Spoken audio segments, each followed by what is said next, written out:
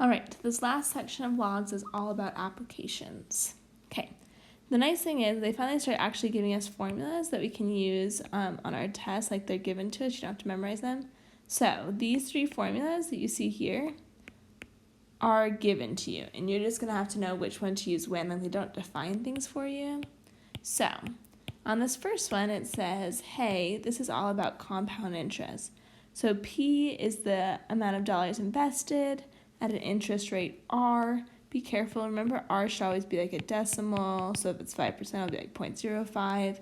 Compounded N times per year, and I have some comments about N down there, and then A is going to be your amounts that you get after T years. So possible values for N, if it's annually, that happens just once a year. Semi-annually would be twice. Quarterly would be 4. Monthly would be 12. Weekly is 52.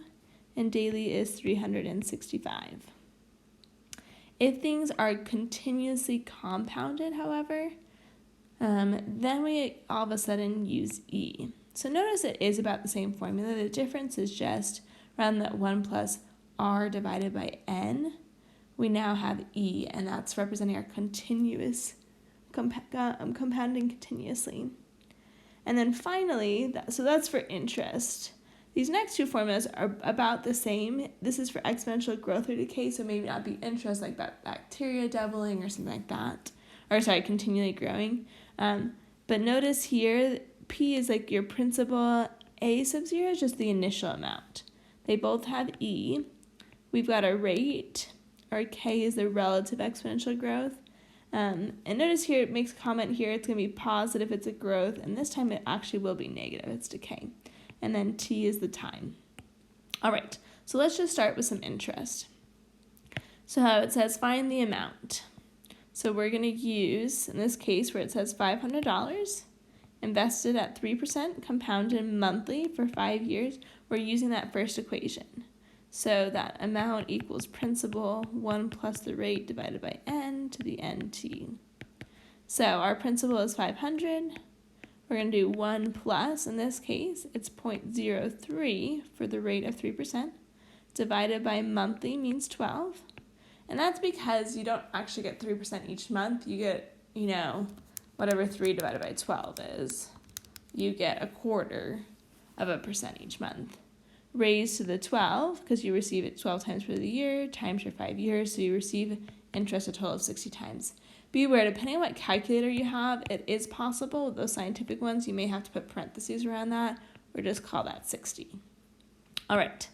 When you type that in your calculator, and yes, you can type that in all at the same time, you should get $580.81. Okay. This next one is really similar. Once again, $1,000 invested at 0.075 compounded quarterly for 10 years. Same equation. I'm going to let you do it. I'm going to give you one hint here.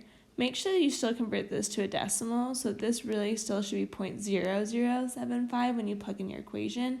But if you do it correctly, you should get $1,077.81. Okay. The next one is 1,000 invested at 0.075 compounded continuously for 10 years. So really similar to the last one, the only thing that differs is that it's continuous. If something's continuous, then we know we are going to have E in our equation. So our initial amount is still that 1,000. And this time we're going to put that rate, it doesn't need to be a decimal, as 0.0075 in the exponent times 10. Once again, type that in your calculator. You will find E, depending on your calculator, the same spot or a similar spot that you found log. So when you type that in, you end up with $1,077.88, which makes sense because if it's continuous, you should get just a little bit more money.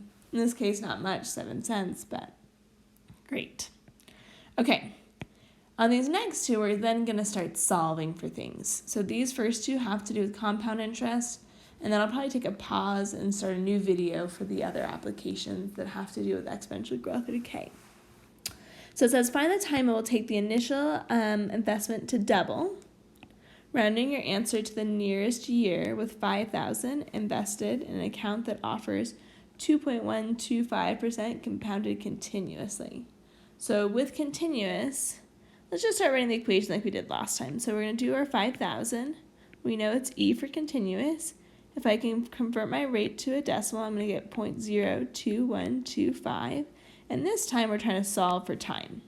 So it makes sense that we should have it equal to something, so some amount we know. If $5,000 doubles, how much money do you have? You have $10,000, right? So now we want to get T all alone. So let's divide both sides by 5,000. And we get 2. That 2 is because it's doubling. We get e to the 0.02125t. Okay, it's up to you. You can use your definition of log, or I usually think about this actually now as taking the natural log of both sides, because the natural log and e will cancel each other out. So you get 0.02125t on that left side equals the natural log of 2. Then we divide both sides by 0.02125. So t equals natural log of 2 divided by 0.02125. At that stage, you just type it in your calculator. Make sure when you type in natural log that you close the parentheses before you divide. And we get approximately 32.619, but they said round to the nearest year, so 33 years for your money to double. Okay, let's look at the next one.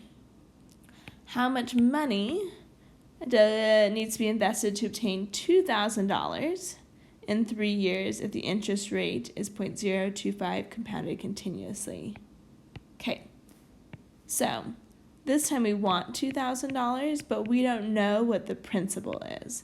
So the amount is $2,000, we're trying to find P.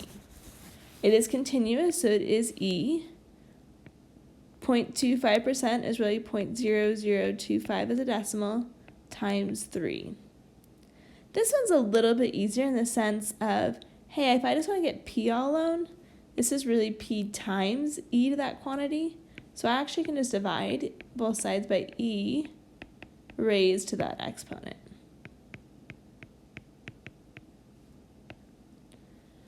If you want to be really precise, you would type in your calculator P equals 2,000 divided by, and then probably put this in parentheses of some sort, whether it's like e to the parenthesis 0.0025 times 3, or depending on your calculator, you may have parentheses around just the whole bottom part, and that would be sufficient. But when we do that, you should end up with, if I'm not mistaken, $1,985.06. Okay, I'm going to pause the video there, and then I'm going to reconvene, and we'll look at our exponential decay and growth video